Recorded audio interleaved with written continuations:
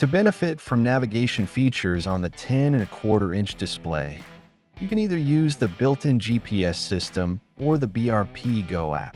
The built-in GPS works without a phone connection and provides basic navigation features like your live location on topographic maps and automatic ride recording to track where you've been.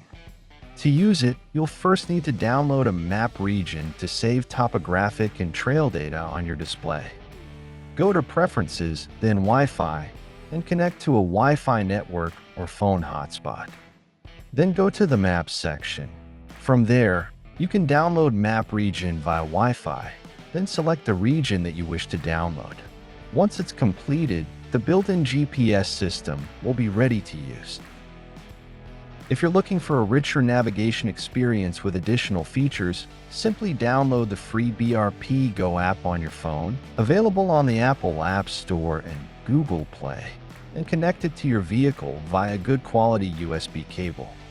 With BRP GO, you can plan routes, get turn-by-turn directions, join a group to locate your friends on the map, search nearby points of interest like gas stations, and more.